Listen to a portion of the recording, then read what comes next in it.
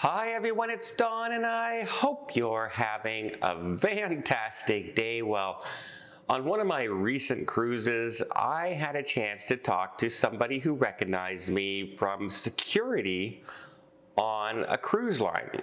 And we got to talking. We actually talked for about 45 minutes or so. And one of the topics that was brought up was things that are banned on cruise ships. And he strung off a list of things that were banned that he's come across in his career, and he's been a security guard for about 8 years with this cruise line. And one of the items even shocked me that somebody would try and bring this on a cruise ship.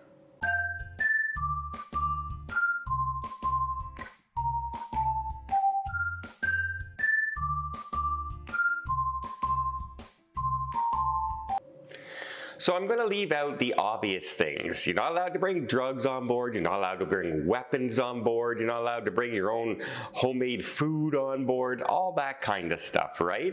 But let's just talk about items that a lot of people might think that they can bring on a cruise ship, might be convenient if you're going on a holiday. Number one, let's say an iron or a steamer. No, you're not allowed to bring those on a cruise ship. Obviously, if you leave your iron on and it's sitting down, it can start a fire and burn. Sometimes irons are provided for you in the laundry facility on board, but no, you're not allowed to bring an iron or a steamer on board. That's number one. That seems kind of makes sense, right? Number two is any kind of coffee maker. So anything that will warm something else up, even a coffee mug warmer that you can plug in is banned on a cruise ship as well. I still remember reporting on a story a few years ago where somebody tried to bring a full-size espresso machine on their cruise because they couldn't go without their espresso and they needed their machine. And no, they couldn't bring their espresso machine on the cruise. Number three, something that some people find is a fun holiday kind of thing that they do, just a relaxing thing, and who knows, you might strike it rich, is a metal detector. That's right, scanning a beach and everything with a metal detector. One of the reasons you're not allowed to bring that is it can cause havoc with the electronics on a cruise ship. It's detecting surges and powers and metal. It can affect certain types of technology, shall we say. So yeah, metal detectors not allowed on board. Now, a lot of parents are thinking, hey, there's a cruise ship pool. I'm bringing my kids. There's a splash zone. Let's bring the kids pool toys, like the inflatable donut that goes around you and they can splash and everything, or those big long noodles that you play with. And some of them even want to bring giant inflatable flamingos that you could sit on top of. And yeah, all that is banned, obviously, because it can take up a lot of space in the pool that would interfere with other guests on board. And so yeah, you're not allowed to bring inflatable toys for the pool on a cruise ship neither. Yeah, that one surprises a lot of parents, I think. Next, how about, have you ever seen this? Somebody sitting off the side in the middle of the cruise and they're holding a kite off their balcony and flying a kite. What could possibly go wrong with that, right? Or not, maybe the kite loses control and smashes into somebody on somebody else's balcony. Maybe it lets loose and it lands near the smokestacks. Maybe you wrap it around your hand and the kite wind blows you off the balcony. Yeah, there's too many reasons why a kite is number 5 and is also banned on a cruise ship. I guess if you're a kite enthusiast, I would never think to bring a kite on a cruise ship. I just wouldn't. And how about an obvious one? Fireworks. Yes, we celebrate, lots of things, right, with fireworks. But can you imagine people setting off those handmade or homemade fireworks off their balcony to celebrate the 4th of July on a cruise ship? I mean, what could possibly happen? other than the whole ship goes up in flames, I guess. But, you know, if you're in a worst case scenario, best case scenario, somebody gets burned on their cells.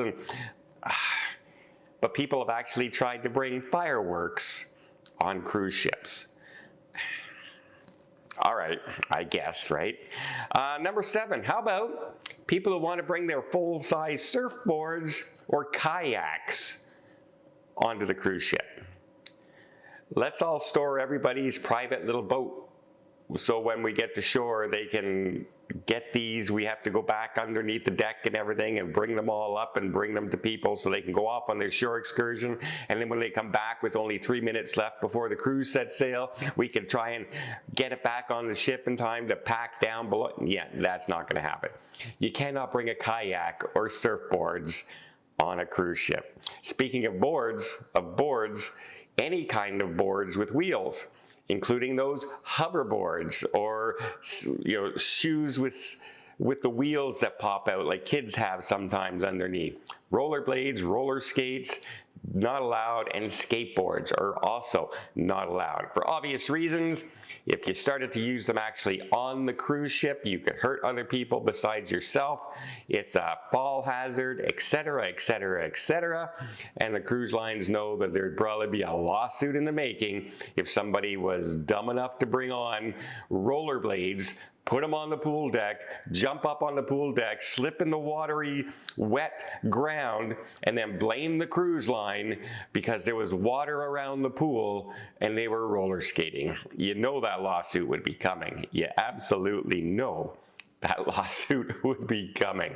And now, another, what should be obvious, but a lot of people don't even think about it because they're used to a routine, and that's candles. Now, some people bring candles with them. Well, what happens if, you know, the cruise ship loses power? At least we have some candles.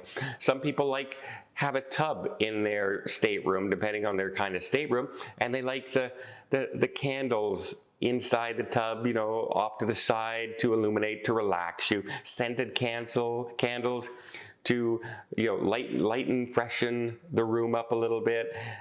Yeah, any kind of open flame item, candle, not allowed on a cruise ship for obvious reasons. It can start a fire. You don't want a fire on a cruise ship. But this next one, number 10, I saved the best for last because even I was kind of caught off guard by this one. That somebody tried to bring on a full bag of charcoal, a full-size charcoal barbecue, and lighter fluid, as well as a cooler full of frozen meat and steaks and hamburgers that they were going to set up on their balcony to have a grand old barbecue while they were at sea. As I said, I guess a couple times in this video, what could possibly go wrong with lighting a barbecue on an open deck on a cruise ship with lighter fluid?